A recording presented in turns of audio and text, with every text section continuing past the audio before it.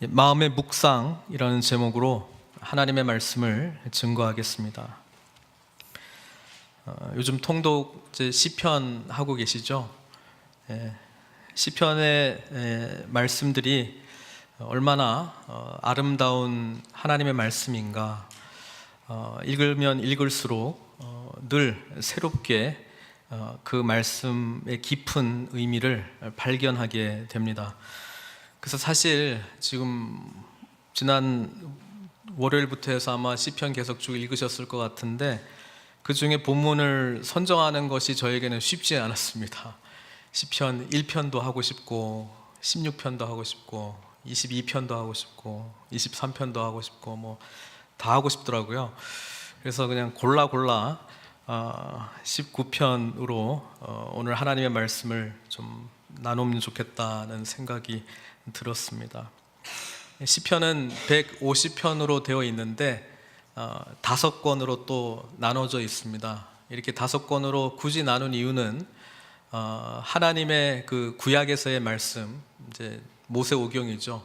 토라가 5권으로 되어 있기 때문에 이 시편도 150편이긴 하지만 성경책 자세히 보시면 뭐 1권, 2권 이렇게 또 나눠져 있는 것을 볼 수 있습니다. 시편에 또 제목이 있는 시편도 있습니다. 그래서 그 제목을 보시면 어떤 사람이 적었는지 또는 그 시가 예배에서 어떤 용도로 사용이 되는지 아니면 어떤 음악적인 그 장르를 가지고 해야 되는지 또 때로는 어떤 악기를 가지고 해야 되는지 또 이 시편의 그 주제 뭐 예를 들어서 믹담 그렇게 나오면 이제 교훈을 주는 시 뭐 이런 식으로 이렇게 분류하고 편집했다는 것을 보게 됩니다. 그래서 원래 뭐 다윗이 지은 시편들이 한 73편 정도, 약 반이 조금 안 되죠. 제일 많이 있는데 뭐 아삽의 시가 한 12편 정도 있고 고라 자손이 한 10개, 나머지는 뭐 솔로몬 2편, 모세 1편 뭐 이렇게 기타 등등이 있고 뭐 이름이 없는 누가 적었는지 모르는 게 한 50편 정도, 정확하게 49편 정도 되거든요. 그래서 이 시편들이 다윗이 지은 시편 뭐 이런 게 다 있었겠지만 이렇게 편집이 돼서 궁극적으로는 하나님을 예배하는 용도로 사용이 됐다라고 하는 것입니다. 그래서 성경 딱 이렇게 반으로 나누면 특별한 일 없으면 거의 시편을 찾게 되는데 이 시편은 우리가 하나님을 만나는 그 심장 같은 그런 아름다운 기도이자 찬양 내용입니다. 그래서 기도를 배우시기를 원하신다면 적극적으로 시편을 제시하려고 합니다. 왜냐하면 이 시편은 기도이고 찬양이고 또 다른 구약의 성경 본문들처럼 무슨 역사적인 배경을 꼭 알지 못해도 우리가 하나님과의 관계 속에서 하나님이 어떤 분이신지 또 내가 힘들고 씨름할 때에 그 상황을 너무 잘 표현한 노래이기도 하고 또 구절구절이 순간순간 우리에게 너무나 많은 위로가 되는 아름다운 하나님의 말씀입니다. 그래서 시편은 빨리 읽는 게 목적이 아니고 천천히 묵상하면서 읽는 것이 제대로 읽는 것이죠. 그리고 그 시편 안에 기도를 배우고 하나님을 배우고 또 그 말씀이 기록되어 있는 그 저자와 만나고 또 그 상황이 비슷하다면 동일하게 오늘도 말씀하시는 하나님을 만나는 은혜의 시간인 줄로 믿습니다. 아무쪼록 시편을 좀 계속 읽으실 때 계속 읽으시고 꾸준히 읽으시고 또 기도의 훈련을 어떻게 기도하는지 모르겠다 그러시면 시편을 뭐 아침 저녁으로 읽으시는 것도 굉장히 좋은 기도의 훈련입니다. 어쨌든 개관 시편에 대한 개요는 그 정도로 이야기를 하고 19편에 대해서 함께 말씀을 나누려고 합니다. 19편은 굉장히 중요한 시편입니다. 왜냐하면 여기에 하나님께서 하나님 되심을 우리들에게 어떻게 알리시는가, 그걸 계시라고 하거든요. 계시, revelation. 인간이 하나님을 알 수 없어요. 하나님을 알 수 없는데 하나님께서 자기 자신을 reveal, 계시하셔야지만 우리가 알 수 있거든요. 그래서 그 계시를 어떻게 하셨는가가 이 19편에 기록이 잘 되어 있어요. 1절부터 6절까지 우리 신학적인 용어로 자연 계시 또는 일반 계시 이런 단어를 씁니다. 무슨 말이냐면 하나님께서는 창조하신 그 피조 세계, 창조하신 세계를 통해서 하나님이 어떤 분이신지를 알려주신다는 거예요. 이거는 마치 예술가가 자신의 어떤 작품을 만들었을 때에 그분의 어떤 속성들이 그 창작품에 담겨져 있다라고 하는 것이죠. 그래서 우리는 자연 세계를 가만히 들여다보면 하나님을 만날 수 있다는 것입니다. 저도 목회의 길을 가기 전에, 신학을 하기 전에 원래 물리 전공입니다. 제가 과학자가 되고 싶었습니다. 그래서 대학교 때 이제 모태신앙이긴 하지만 대학교 수련회를 통해서 우리 하나님을 깊이 경험하게 됐는데, 그때 물리를 공부하면서도 하나님을 좀 만나게 되는 그런 특별한 은혜가 있었습니다. 그래서 그 물리 중에서도 양자역학, 퀀텀 피직스라고 혹시 들어보셨나? 그 시간에 하나님의 은혜를 깊이 경험했던 순간이 있었는데 좀 나누려고 합니다. 저는 아인슈타인을 무척 좋아했습니다. 지금도 뭐 좋아하고 있는 것 같습니다. 아인슈타인이 이제 그 상대성 이론, 신학도 어려운데 또 물리 이야기 하자니 좀 그렇긴 한데 아인슈타인 이제 상대성 이론을 보면 재미있는 이야기가 있어요. 빛의 속도로 가는 우주선 안에 시계가 있고 자가 있어요.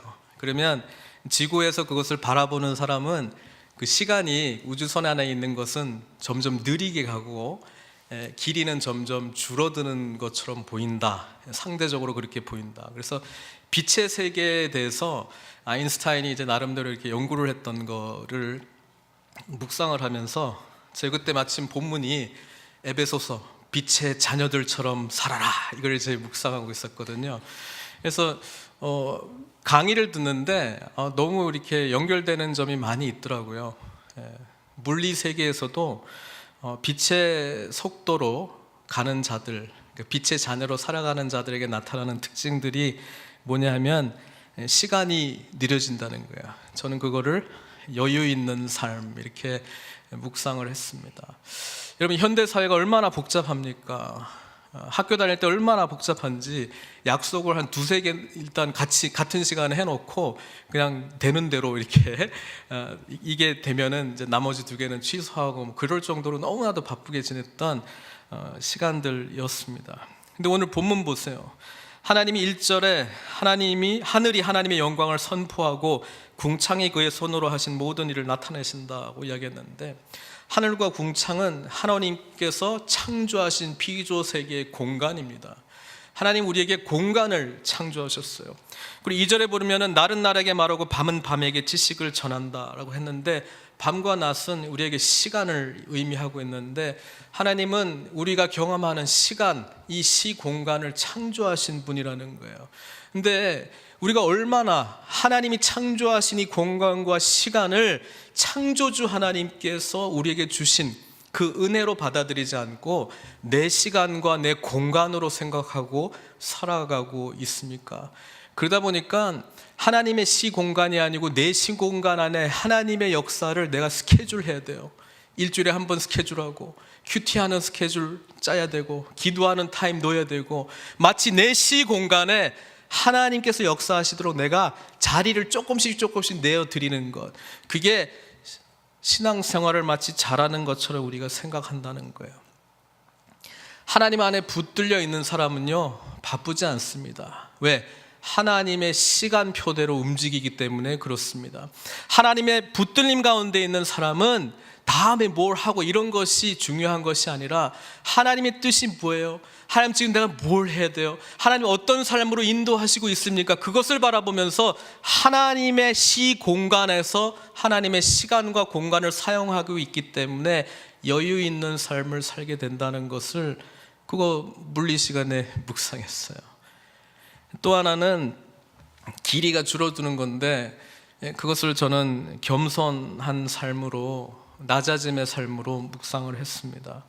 빛의 자녀들, 하나님의 은총의 빛 가운데 비춤을 받고 은혜를 깨달은 자는 정말 낮은 자의 삶을 사게 된다는 것입니다. 그래서 사실 변한 건 없습니다. 그러나 빛의 삶을 살고 있기 때문에 다른 사람들이 보기에는 겸손한 것처럼 죽은 자의 모습으로 나아간다라고 하는 것이죠. 가장 나의 마음을 거는 E = MC 스퀘어. 질량, 그 다음에 빛의 속도의 2배가 되는 에너지가 나온다는 것이고, 여기서 이제 핵 분열로 말미암아 지금 엄청난 에너지가 나온다는 것을 이야기해 줬잖아요. 그렇더라고요.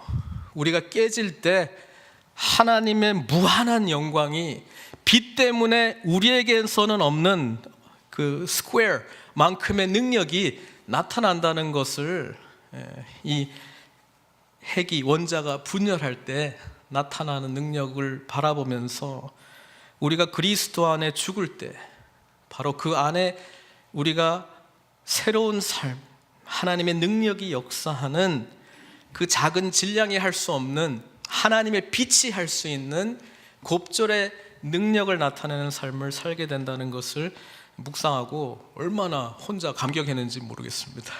수업 시간에요. 물리나 자연과학을 전공한 교수들이 오히려 하나님을 믿는 숫자가 훨씬 많습니다. 왜냐하면 그들은 객관적으로 이 자연 세계를 쭉 보면서 질서를 발견하거든요. 법칙을 발견하거든요. 그게 희한하잖아요. 어떻게 우연히 법칙이 나와요? 어떤 원리가 나오잖아요. 그러니까 이거는 피조 세계 안에 이미 질서가 있다는 것을 전제하지 않고서는 발견할 수 없는 거예요. 그래서 보면은 제가 학교 다닐 때도 자연과학 쪽에 그 신우회가 더 왕성하게 이루어지고, 저희 사회과학 쪽은 믿는 사람이 작아요. 왜냐하면 그들은 현상을 보고 자기 나름대로의 세상을 바라보는 눈, 창조해야 되거든요. 그 원리를 가지고 모든 것을 풀려고 하니까 어떤 의미에서는 자기가 세상을 해석하는 기준이 돼버려요. 그러니까 자기가 신노릇하는 거예요, 쉽게 이야기하면. 그래서 그쪽은 대학교 안에서도 신우회 모임을 하면 기독교인 숫자가 작고, 자연과학은 숫자가 훨씬 많다는 것을 교수님이 저한테 이야기해 주더라고요. 그렇습니다. 자연 세계 안에 우리는 하나님의 원리를, 하나님의 속성을 볼 수 있습니다. 이건 제 이야기가 아니고 로마서 1장 19절 20절에 하나님의 말씀에 이렇게 기록이 되어 있습니다. 이는 하나님을 알만한 것이 그들 속에 보임이라 하나님께서 이를 그들에게 보이셨느니라. 창세로부터 그의 보이지 않느냐는 것들 곧 그의 영원하신 능력과 신성이 그가 만드신 만물에 분명히 보여 알려졌나니 그러므로 그들이 핑계하지 못할지니라. 우리는 하나님께서 창조하신 피조 세계를 자세히 묵상하고 바라보면 그 안에 하나님을 발견할 수 있습니다. 이게 하나님께서 자기 자신을 나타나신 방법, 일반 계시 또는 자연 계시라고 하고요. 7절부터 10절, 11절까지는 하나님께서 특별하게 자기 자신을 나타나셨어요. 이걸 우리는 특별하게 나타나셨기 때문에 특별 계시라고 부릅니다. 그래서 하나님의 특별 계시, 어떻게 특별하게 우리들에게 하나님께서 자기 자신을 나타내셨느냐? 말씀을 통해서 나타나셨다는 거예요. 그래서 우리가 성경을 귀하게 여기는 이유는 이 성경 말씀을 통해서 우리는 누구를 만날 수 있다고요? 하나님을 만날 수 있습니다. 왜? 하나님께서 기록된 하나님의 말씀, 여기서는 물론 율법, 토라를 이야기하고 있지만 신약 성경까지 다 쳐서 이 성경 66권을 통해서 하나님은 자신이 어떤 분이신지 알려주셨다는 거예요.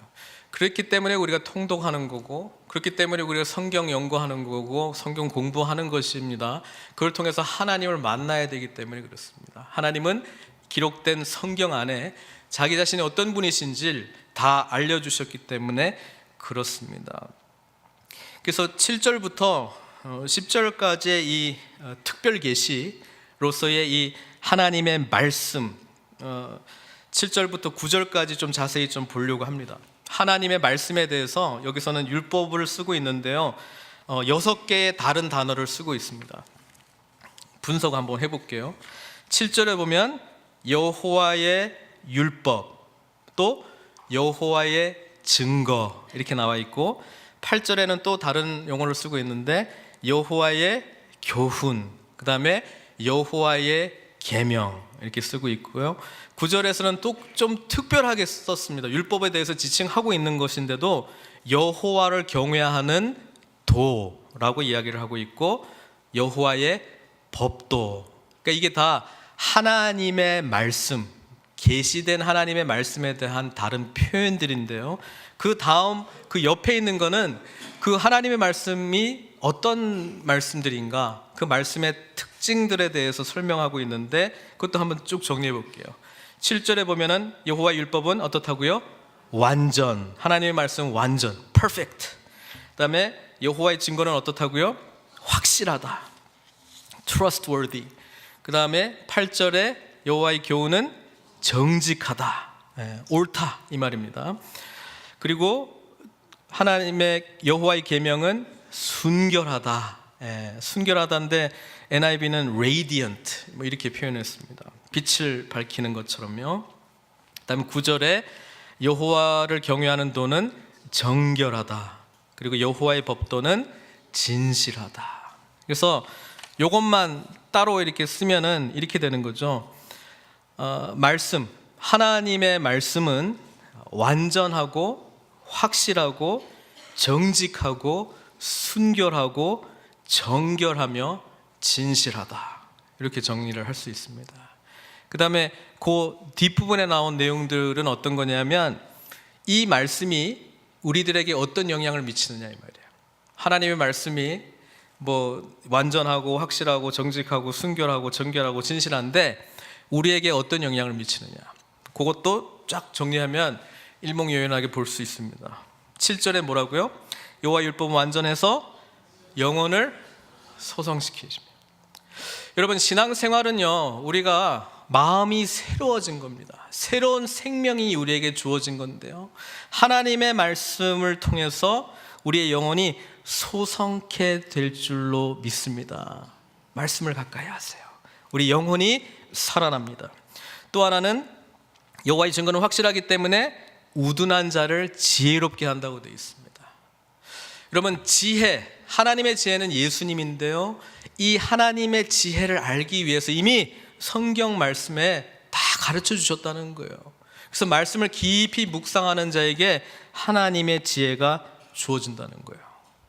8절에는요, 여호와의 교훈은 정직한데요, 뭘 한다고요? 마음을 기쁘게 해요. 여러분, 지금 기쁘십니까? 행복하십니까? 늘 날마다 정말 이 솟아나는 기쁨이 있습니까? 하나님의 말씀 속에서 발견하십시오. 아까도 찬양했는데 이 천지는 없어집니다. 꽃은 시듭니다. 마릅니다. 그러나 하나님의 말씀은 영원합니다. 영원한 기쁨을 누리시기를 원하신다면 말씀을 사모하십시오. 하나님께서 우리의 마음을 즐겁게 할 것이라고, 기쁨을 줄 거라고 말씀하고 있습니다. 그 다음에 여호와의 계명은 순결해서 우리의 눈을 밝게 하시도다. 그러니까 우리의 눈을 열어준다는 거예요. 우리의 눈을 열어준다는 거예요. 예수님을 만나고 신앙생활을 한다는 것은 우리가 바라보는 관점이 달라진 거예요. 세계관이 바뀐 거예요. 가치관이 바뀐 거예요. 세상 사람들이 똑같은 상황을 바라봐도 그들은 절망할지 모르지만 우리는 소망을 갖는다는 거예요. 이거는 너무 안 좋은 일이야 라고 단정할지 모르지만 예수 믿는 사람은 하나님의 뜻 안에 모든 것이 합력해서 선을 이룬다는 믿음이 있기 때문에 이 안에서도 선을 발견할 수 있는 눈이 열릴 줄 믿습니다.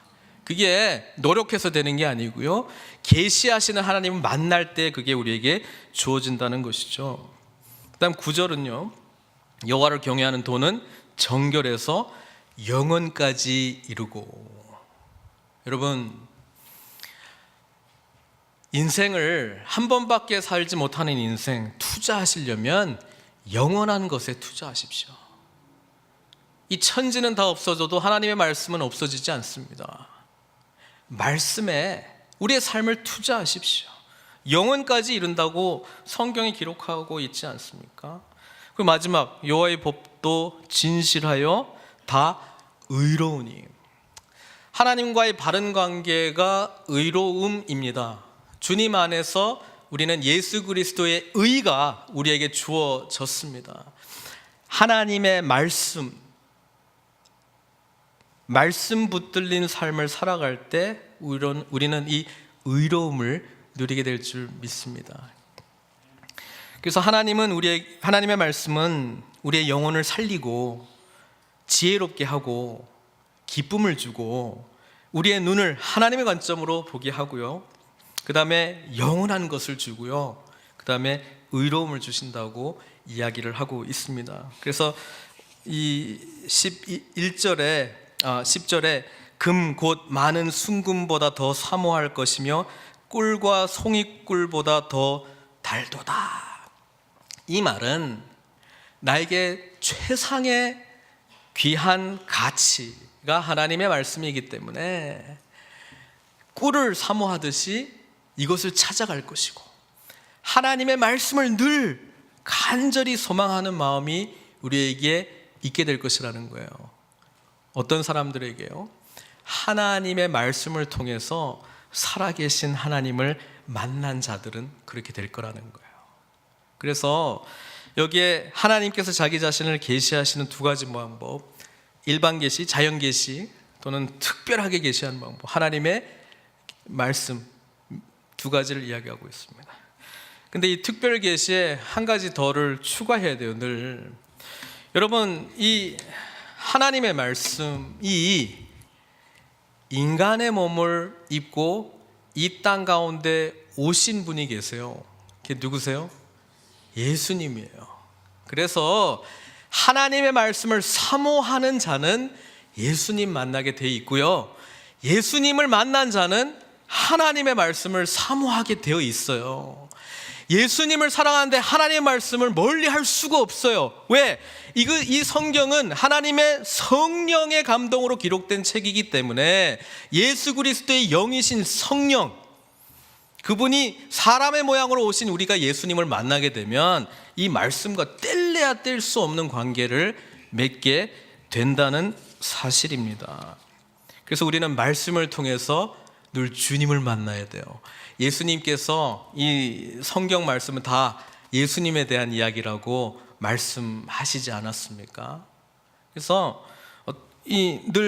오늘 이 살아있는 하나님의 말씀을 통해서 성육신 하셔서 우리를 만나시고 우리를 위해서 죽으시고 부활하신 주님을 만나는 단계까지 가는 것, 그게 바로 진짜 마음의 묵상의 능력이라는 사실입니다.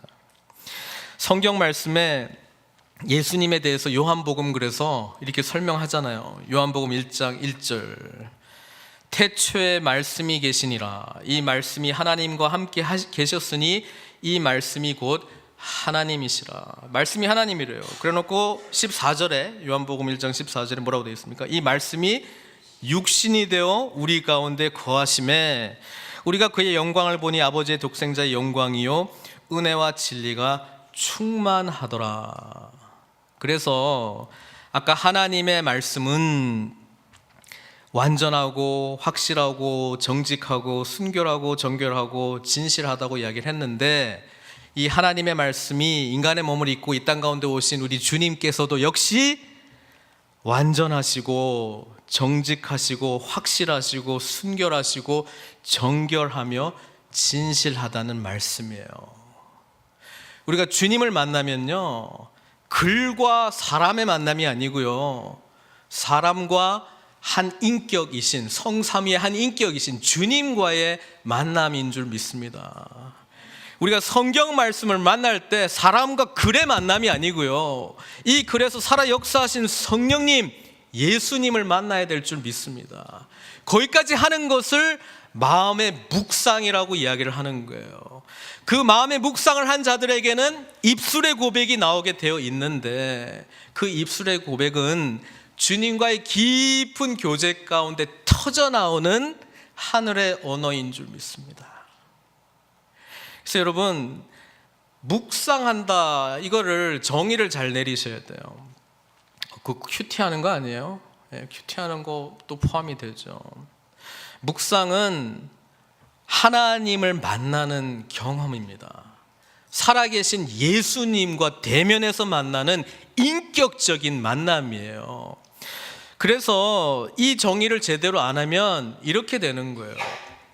본문을 읽고 아까 제가 했던 것처럼 분석을 해서 머리의 사유의 결과물을 내요. 그러면요, 사람과 글의 만남에서 끝나는 거예요. 거기서 한 발짝 더 나가야 되는데 예수님을 인격적으로 만나는 데까지 나아가는 게 진짜 묵상이에요. 그런 점에서 오늘날 묵상 없는 신앙생활 때문에 교회가 핍박받는 거예요. 대표적인 게, 말은 잘하는데 행동으로 보여주지 못하는 것은 묵상의 부재 때문에 나타나는 현상입니다. 교회가 교회다움을 잃고 성도가 성도다움을 잃은 것은 내용을 몰라서가 아니라 내용의 만남이지 인격의 만남으로 우리가 변화되지 못했기 때문에 그렇다는 말씀입니다. 그래서 진짜 변화는요, 예수님 만날 때 변하는 거예요. 예수님을 진짜 만났을 때 변하는 거예요. 우리가 지난달에 우리가 원데이 다니엘 기도 했는데, 그때 간증자로 그 울산 법철학 하시는 이정훈 교수님 나오셨잖아요. 그분 한번 저기 인터넷으로 찾아서 한번 보세요. 그분이 교회를 핍박했던 사람입니다. 이 우리나라가 예수쟁이들 때문에 안 된다는 거예요. 혁명을 해가지고 변화를 해야 되는데 늘 교회 가서 뭐 찬양하고 예배하고 뭐 자원을 낭비하고 세상을 변화시키지도 못하고 말은 이렇게 하고 행동은 이렇게 하고, 그러니까 예수쟁이 때문에 안 된다는 거예요. 그래서 이 사람이 작정을 했어요. 내가 교회를 핍박하리라. 현대판 대한민국 사도 바울이에요. 변화되기 전에 바울이에요. 그래가지고 법적으로, 이 기독교 학교 같은 데서 막 성경도 못 가르치고 뭐 이렇게 하려고 막 법적으로 엄청나게 뛰었던 사람입니다. 그리고 교회 가면은 그 안티 글 올리고 뭐 대표적으로 또 철학을 했기 때문에 아주 논리적으로 잘 또 써요. 그래서 이분이 우리 간증 같이 들었을 때 뭐 했어요? 내가 적을 알아야 되기 때문에 이 적들이 잘 보는 성경책을 내가 봐야지. 그래가지고 날마다 일어나면 성경책 봤대요. 그리고 또 교회를 알아야 된다 그래가지고 교회사를 또 열심히 읽었대요. 그래서 가끔 읽으면서 은혜도 받고 그랬대요. 그래서 이분에게 어느 날 주님을 만나는 사건을 경험하게 됩니다. 그래서 이분이 표현하는 예수님 만나게 되면 어떻게 되는지를 이렇게 설명하더라고요. 이렇게 된대요. 그게 자기가 예수님 만나는 거래요. 예수님 만나니까요, 너무나 거룩하신 분이시고 이 우주 만물을 창조하신 분이시고 하나님 앞에 자기 자신은 너무 형편없는 죄인이라는 사실 때문에 말을 못하겠더래요. 아무 말도 못하겠더래요. 그냥 예수님이 하고 이렇게 오는데 자기는 아무 말도 못하겠더래요. 자기가 무슨 항변할 것도 없대요. 자기가 너무 죄인 된 게 그냥 뼈저리게 느껴진다는 거예요. 근데 그 예수님이 자기에게 찾아오셔서 내가 너의 죄를 위해서 죽었노라 말씀하시고, 내가 너를 위해서 십자가의 은혜를 베풀었다 하고 구원의 선물을 주셨다는 그 생각 때문에 그때도 울면서 간증을 하셨지만 자기가 지금 살아가는 것이 얼마나 감격스러운지 모르겠대요. 이분이 교회를 바라보면서 생긴 눈이 있어요. 야, 본인처럼 예수님을 만난 게 모든 크리스찬이 아니구나라고 하는 걸 깨닫게 됐어요. 왜냐면 그렇게 예수님을 만나니까요, 자기 인생은 이제 자기 게 아니에요. 그리고 하나님의 말씀이 진짜라는 생각이 드니까 그렇게 더 이상 살 수 없다는 것을 깨닫게 됐어요. 그래서 변화된 삶을 살 수밖에 없다는 것을 알게 되었어요. 그런데 많은 성도들이 말씀과 삶의 분리를 경험하는 삶을 살고 있다는 것을 보고 오히려 예수 믿고 나니까 또 새로운 충격을 받은 거예요. 오늘 시편 19편, 하나님께서 자기 자신을 어떻게 계시하시는가, 하나님께서 자기 자신을 리뷰하지 않으면 인간은 하나님을 알 수 없어요.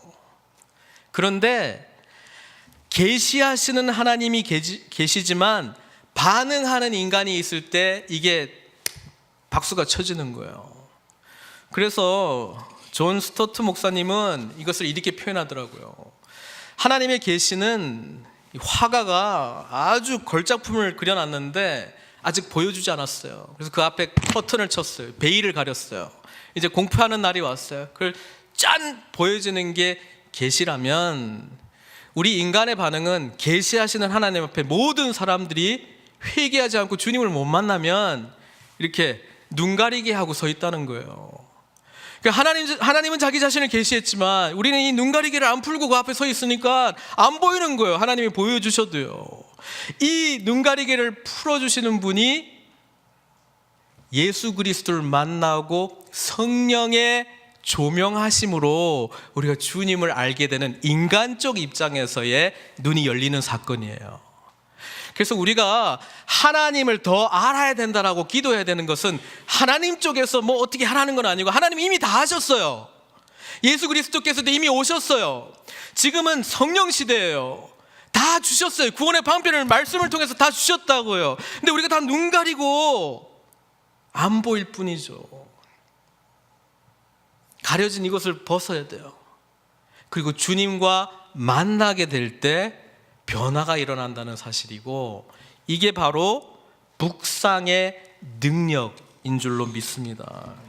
그래서 보세요. 12절부터 하나님의 이 계시, 자연계시, 일반계시, 특별계시, 성경 말씀, 예수 그리스도를 만난 자가 어떻게 반응하는가 보세요. 12절에 자기 허물을 능히 깨달을 자 누구리요? 그를 숨은 허물에서 벗어나게 하소서. 나를 죄인됨을 인식하게 돼요. 예수님 만나면요, 진짜 만나면은요 그렇게 돼요.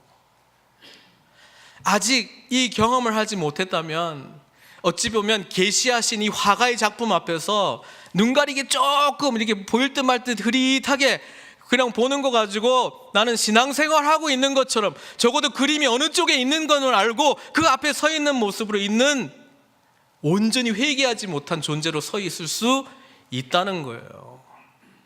이 그림 앞에 눈 가리고 계속 찾아오는 종교 행위가 우리를 변화시키지 않습니다.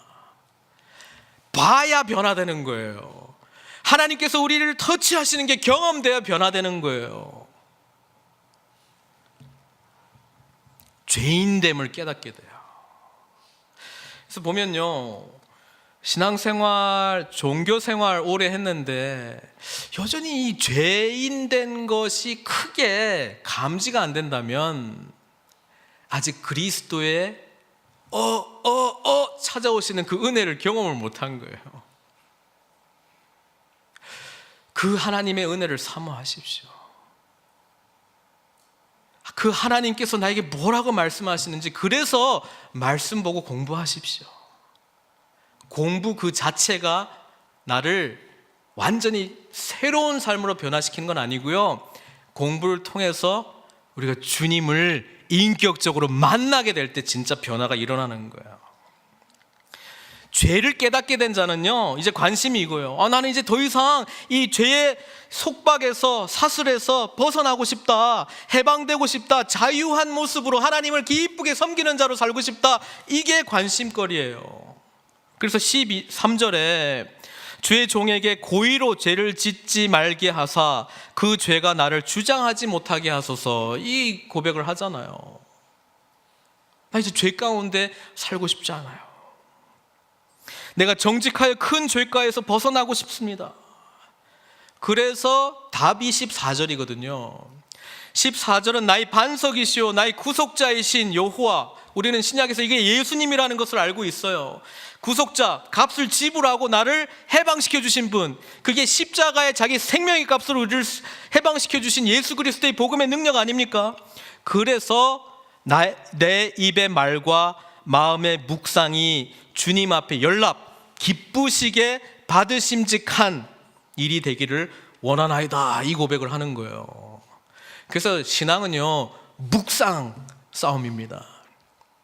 묵상은 내가 하나님 앞에서 누구인지를 깨닫고요, 하나님의 뜻대로 사는 것이 무엇인지를 알고요, 그 말씀대로 순종하는 삶을 나타나게 하는 능력입니다. 묵상을 제대로 안 하면요, 하나님을 나의 이해 범위 안에 집어넣으려고 무진장 노력해요. 요런 하나님은 좀 나는 힘들어, 이 하나님은 괜찮아, 그래서 자꾸 요거는 내가 받고, 또 하나님 제 삶이 있으니까 제가 늘 하나님하고 뭐 이렇게 교제하면서 살 수는 없잖아요. 그러니까 제 일주일에 1시간 정도는 내가 투자할게요. 여기서만 만나주시고 역사하시고, 그 다음에 그 시간에 내가 말씀 열심히 읽고 뭐 공부도 하고 깨닫고 새로운 뭐 인사이트도 얻고 할게요. 나머지 시간은 제가 알아서 할게요. 너무 간섭하지 마세요. 너무 가까이도 말고 멀리도 말고, 천국 가야 되니까. 다 그렇다고 뭐 내가 힘들어하는 것까지, 이런 것도 안 해야 됩니까까지 하는 것까지 부담 느끼고는 싶진 않고. 그러니까 우리 적당히 딜합시다. 어떤 분들은 묵상을 통해서 딜합니다, 하나님하고요. 진정한 묵상은 하나님의 정의로 내 자신을 보고요, 하나님의 기준으로 내 삶을 보고요, 하나님의 뜻을 분별하고 그 분별한 뜻대로 순종하는 삶인 줄로 믿습니다. 오늘날 교회와 강단과 우리의 교제권 가운데에 이 묵상하는 능력이 사라졌기 때문에 내가 판단하기에 괜찮은 것들만 걸러서 들려주시고, 좋은 것들, 나의 기준이 이건데 그 기준에 맞는 말씀은 아멘 할렐루야 은혜 받았습니다 이고, 하나님의 말씀, 내가 감당할 수 없는 말씀이 들릴 때는 좀 부담스럽네, 그게 묵상이 아닙니다. 묵상은 하나님 앞에 벌거벗은 내 자신을 발견하고 하나님 의지할 수밖에 없는 존재임을 깨닫고 그리스도와 동행하는 삶인 줄로 믿습니다. 그래서 우리의 입술이 먼저 변화됩니다. 제가 지난주에 시애틀의 형제교회 컨퍼런스를 다녀왔는데 어떤 그 강사 목사님 한 분이 이런 이야기를 하더라고요. 좋은 리더는 좋은 질문을 한다. 위대한 리더는 위대한 질문을 한다. 또는 깊은 질문을 한다는 거예요. Great leaders ask great questions. 그래서 우리 공동체가 모일 때에 서로 무슨 질문하고 있나 잘 들어보래요. 그러면 그 질문이 곧 그 신앙생활의 비전이래요.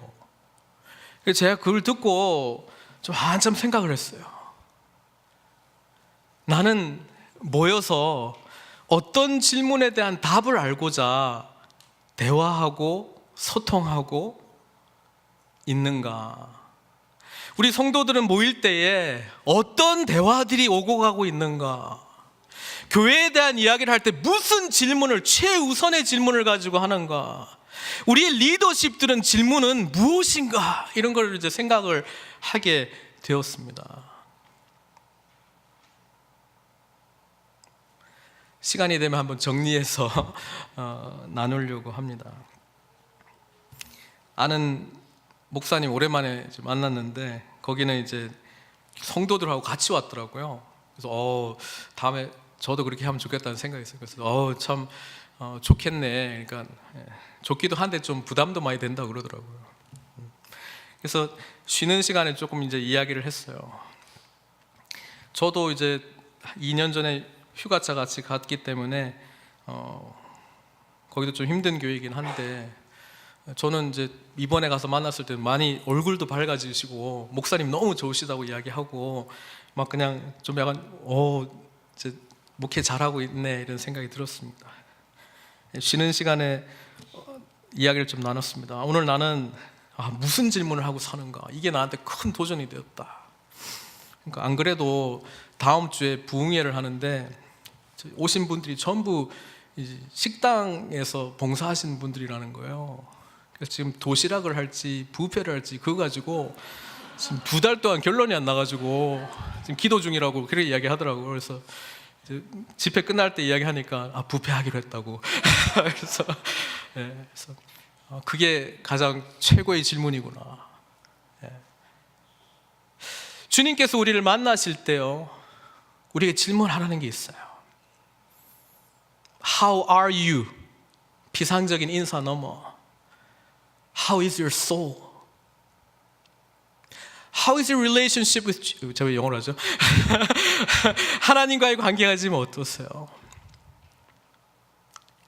지금 예수 그리스도를 말씀 가운데 진짜 만나고 있습니까? 우리 리더십들에 보면 그렇게 만나게 하기 위해서 우리는 어떻게 도와드릴 수 있을까요? 어떻게 기도해 드릴 수 있을까요?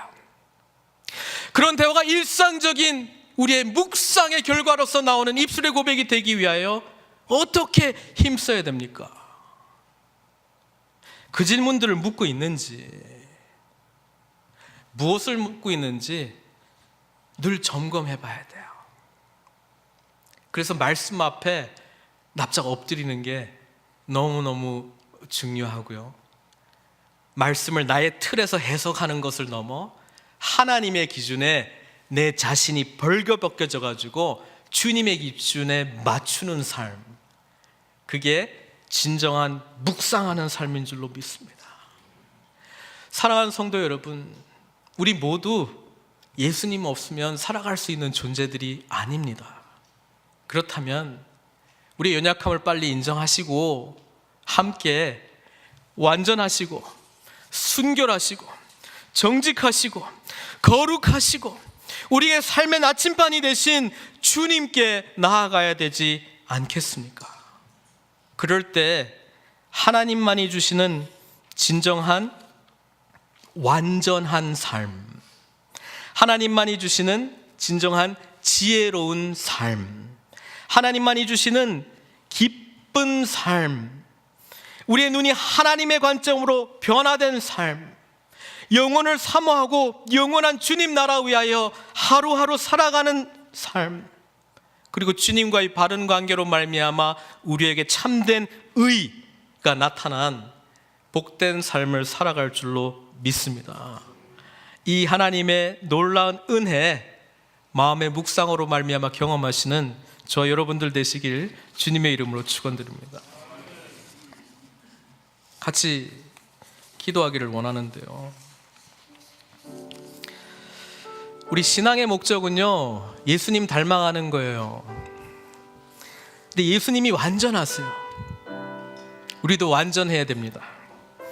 예수님은 확실하시고 신실하신 분이세요.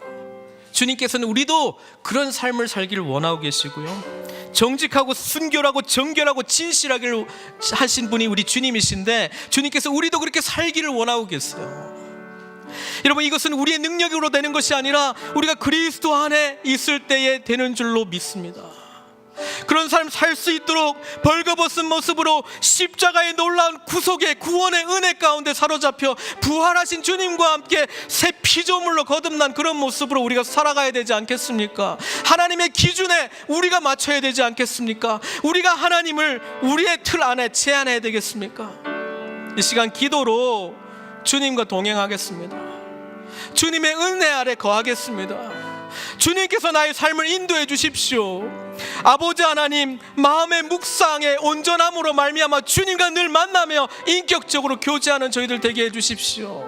함께 기도하도록 하겠습니다. 기도하겠습니다. 사랑의 하나님, 주님께서 어떤 분이신지 우리에게 알려주심을 감사드립니다. 우리의 눈에 가려져 있는 이 눈을 가리는 이 가리개를 벗어 던지고 주님의 말씀을 온전히 바라보며 예수 그리스도를 만나는 은혜를 허락해 주시옵소서. 그래서 말씀 때문에, 주님 때문에 우리의 영혼을 소성시켜 주시고, 말씀 때문에, 예수님 때문에 우리가 늘 지혜 가운데 거하게 하여 주시고, 말씀 때문에, 예수님 때문에 마음의 기쁨이 늘 충만하게 하여 주시고, 말씀 때문에, 예수님 때문에 우리가 늘 하나님의 관점으로 우리의 눈을 밝혀주시고, 말씀 때문에, 예수님 때문에 영원함에 이르게 하여 주시고, 말씀 때문에, 예수 그리스도 때문에 언제나 주님과의 바른 관계, 의로운 삶을 살아가는 저희들 다 될 수 있도록 은총 베풀어 주시옵소서. 예수님의 귀하신 이름으로 기도드리옵나이다.